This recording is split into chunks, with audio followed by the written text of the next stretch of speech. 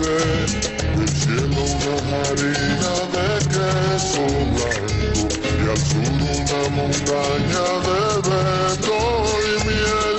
Oh, oh, oh, ojalá que llueva café. Hey, ¿qué tal cipotes bikers y no bikers? Bueno, después de un cierto tiempo de haber dejado de crear videos, pues por motivos de trabajo, por motivos particulares, pues hemos regresado y hoy regresamos con más fuerza. Ahora vamos a iniciar con una saga de videos que va a estar muy interesante, yo sé que les va a gustar mucho y pues los invito, van a hacer varios videos, así que los invito pues a que no se lo pierdan y pues a que estén pendientes. Voy a tratar de estar nuevamente al día, cada semana subiendo videos semanalmente, ¿verdad? Valga la redundancia, así que pendientes. Hoy con este video damos inicio a esta saga de la que les estoy hablando. Y vamos a hablar sobre algo que todos los salvadoreños consumimos y que todos los salvadoreños conocemos. Por lo menos una vez al día lo consumimos. ¿Y de qué estamos hablando? Pues del café. Así que cipotas y cipotes, vamos a ver de qué trata esta saga de videos y pues empezamos conociendo la historia del café. Así que watching.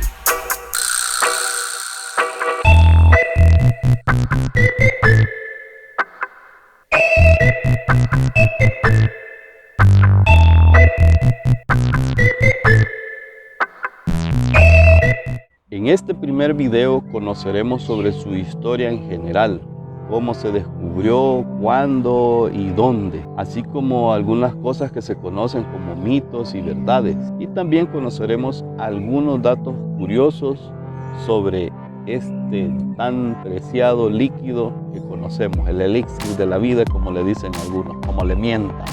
Luego también conoceremos cómo llegó a nuestro pulgarcito El Salvador, quién lo trajo y cuándo.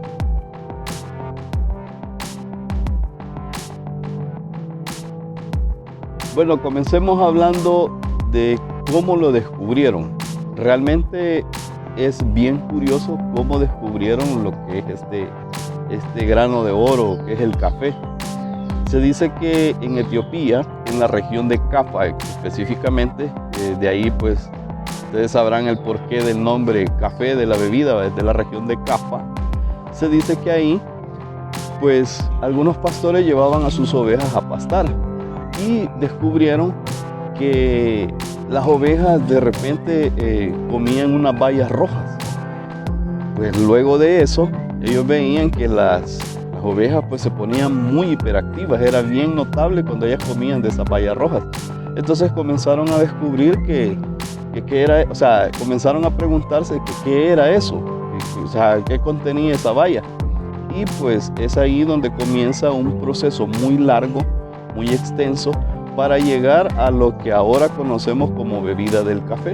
Así que esa fue la forma en que lo descubrieron. No lo descubrió el ser humano en sí, sino que lo descubrieron los animales, lo descubrieron las ovejas. Esto sucedió allá por el siglo XV, o sea, del año 1400 y fracción en adelante. Otra curiosidad sobre el café. ¿Ya han escuchado ustedes a alguien que dice que si no toma café le duele la cabeza? Pues, ¿qué dicen ustedes? ¿Mito o verdad? Pues fíjense que, al parecer, sí es verdad. Sí puede ser cierto esto. ¿Por qué? Porque cuando el café inició su auge como bebida, se tuvo muchos problemas, tuvieron muchos problemas porque, bueno, se desarrolló principalmente al inicio en los países musulmanes y comenzaron a abrir lugares como de entretenimiento, como digamos ahora un Mr. Donald, pero era solo de café. Y comenzaron a observar que, o sea, la gente llegaba y ahí llegaban a ver las noticias, el periódico, y pues lo vendían como tipo farmacias, como algo medicinal. Al cabo que tuvieron el problema de que llegaron a pensar que el café era una bebida tan embriagante como el vino, cosa que nosotros sabemos en la actualidad que no es así, pero sí sabemos que tiene sus propiedades para por ejemplo, reanimar, entre tantas cosas, ¿verdad? Tanto así que llegaron a ser llamadas escuelas de sabios, porque se reunían en estos lugares, en estos cafés, digamos, de aquel entonces. Llegaban a reunirse muchas personas de edad, muchos mayores, ancianos, y por eso pues, se le llamaba escuelas de sabios. Luego aparecieron dos sirios que después de rebotar por muchos países de Europa el café, estos dos sirios fueron los que crearon estos locales en Grecia, que más tarde pues, fueron llamados así, escuelas de sabios, ¿verdad? Es parte de la historia de cómo se va desarrollando el café en el mundo. Pues desde allí de Grecia se dice que se transportaron plantas de café a otras islas de las Antillas. Dicen que en Surinam se cultivaba desde 1718 y en 1748 fue llevado a las colonias españolas, empezando por Cuba, por un tal Juan Antonio Gelabert. Pues, ¿cómo llega a El Salvador? Fíjense que investigando sobre esto he descubierto que existen dos versiones. Una versión habla de un presidente, que me parece que fue el general Gerardo Barrios, quien introdujo el café y lo trajo directamente hacia la zona de oriente de El Salvador. Son las zonas de San Miguel, Ciudad Barrios, etcétera, por esa zona, ¿verdad? Incluso hay beneficios de café y ellos sostienen que el café lo trajo el presidente Gerardo Barrios. Ahora existe otra versión. Hay otra versión que viene del lado de la zona occidental.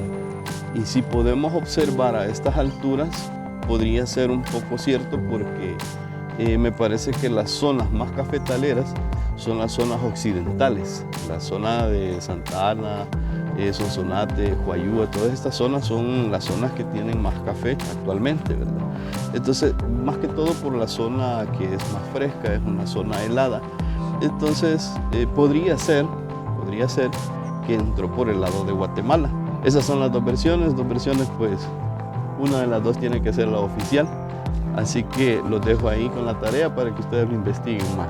Pues fíjense que según he investigado con el Consejo Salvadoreño del Café, según la historia que ellos tienen del café, fijan la fecha de introducción de este grano de oro a El Salvador entre 1776 y 1779. Y dice, vuelvo y repito, según el Consejo Salvadoreño del Café, que fue introducido, fueron unas plantas introducidas desde Jutiapa, Guatemala, y pues llegaron a los terrenos de unas personas en Aguachapán, que en sí no eran plantas, eran granos. Ellos sembraron los granos, según dice el Consejo Salvadoreño del Café, es la versión oficial que ellos tienen. Lo pueden buscar en su página, les voy a dejar aquí abajo, les voy a dejar el enlace para que vayan y lo vean. Esa es una de las versiones. Pero existe otra versión que dice que fue el capitán general Gerardo Barrios quien introdujo el café. Y esto también se puede encontrar en un sitio oficial, que acá abajo les voy a dejar el enlace para que ustedes vayan y lo lean. Pues lo curioso es que las dos páginas hablan de la historia del café en El Salvador. O sea,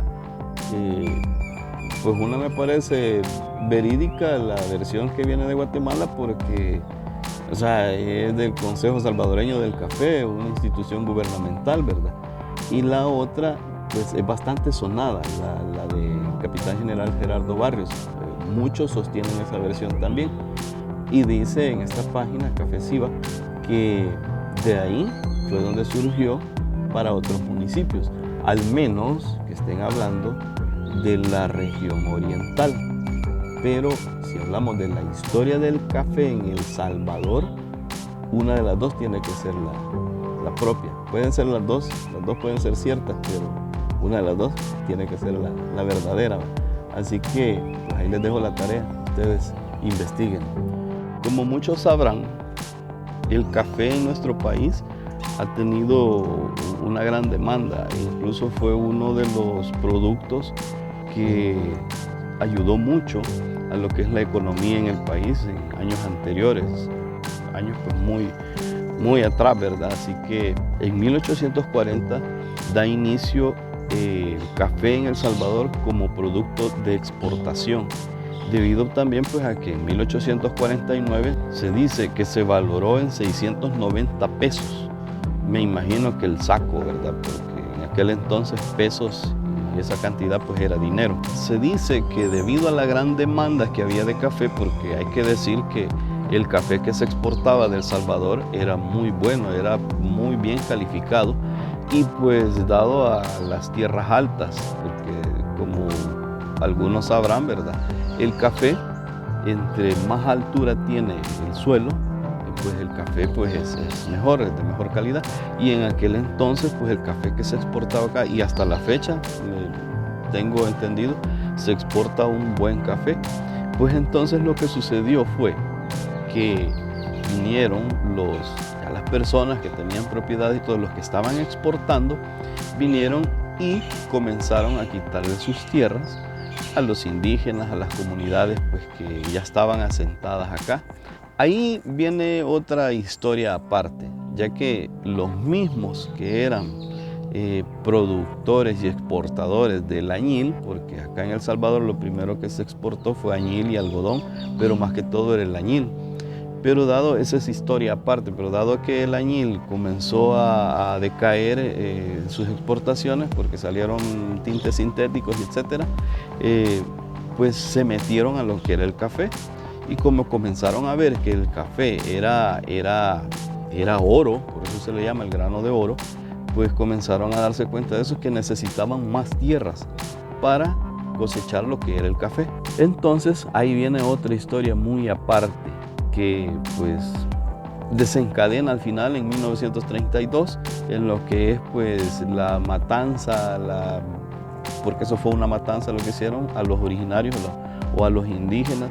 Y viene otra historia muy aparte, que por cierto les voy a dejar aquí o aquí, en alguna parte aquí arriba, les voy a dejar el enlace de la visita que hicimos en Izalco, ¿verdad? En Izalco, ahí está la historia de Izalco y los originarios también, donde vamos a ver más sobre este tema. Pues entonces el Estado, viendo de que era conveniente para ellos la exportación, porque claro, le ingresaba también, sobre esos impuestos le ingresaba al Estado billullo, pues entonces vinieron y se acercaron a los agroexportadores en aquel entonces, ya a las familias que eran pudientes, para que ellos pues pudieran obtener más tierras y cultivar el café.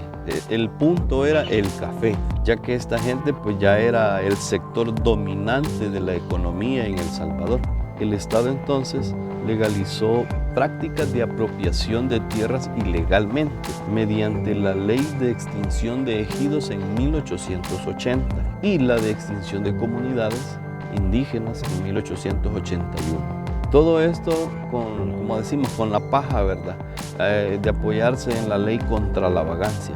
Con esto lo que hicieron fue que las personas que en aquel entonces eran los propietarios, pasaron a ser casi esclavos de estas mismas personas, trabajando en sus propias tierras que fueron quitadas de su propiedad. Entonces podemos observar que la concentración de tierras en pocas manos y la producción de café como monocultivo de exportación y generar ingreso económico para el país era tomado para beneficiar a estas personas, a estas familias que eran los dueños de estos ilegalmente, ¿verdad?, de estos terrenos, pues, que fueron quitados a las comunidades indígenas. Entre las leyes que aprobaba el Estado para poder favorecer a estas personas que tenían sus cafetales, tierras cafetaleras, pues una de ellas fue aprobada en 1846, que todos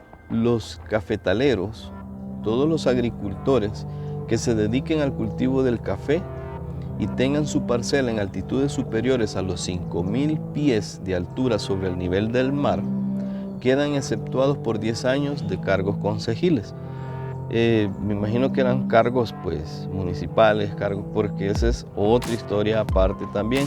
Había que pagar pues lo que eran los caminos carreteros, que esa es historia que vamos a ver más adelante también.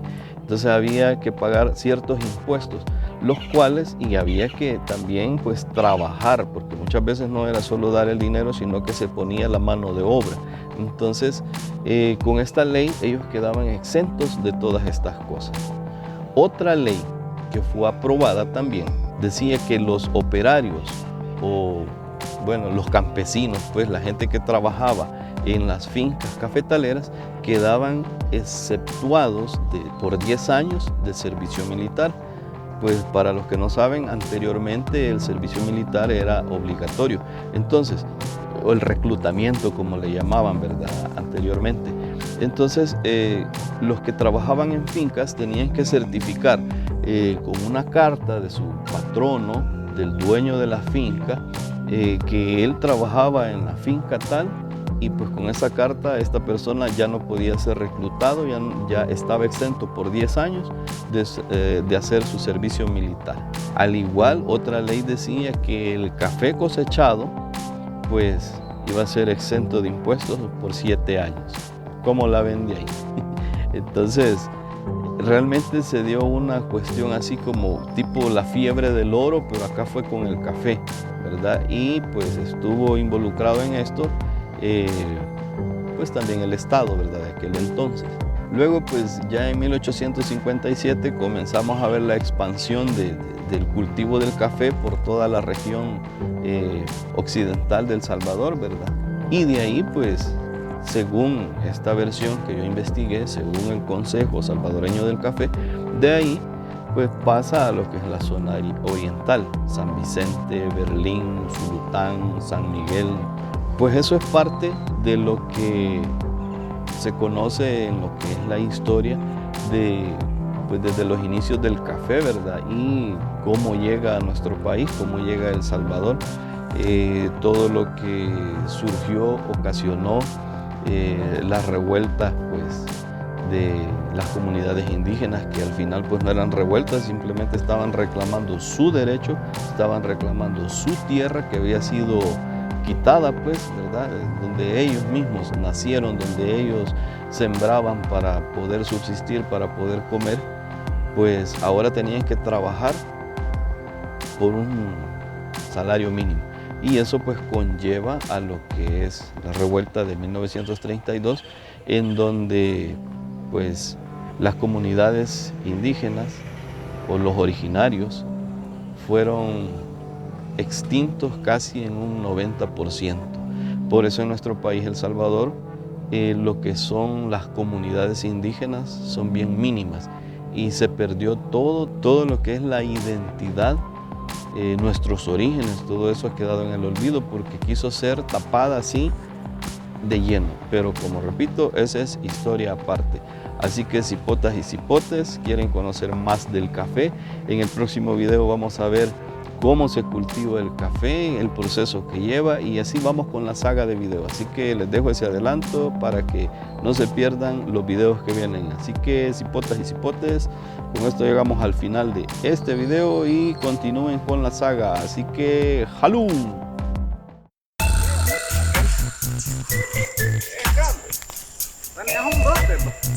Pues sí. ¿No están llenos de café? Sí. ¿No se cortan? Le falta. Como que fuera palo de guinda, mira. Otra cosa que es que uno dice café y uno piensa café, pero aquí más que todo ese café soluble, ¿va? Que viene sobre. ¿No es café? No, que no es café. Bueno, el proceso del café es algo muy largo y costoso.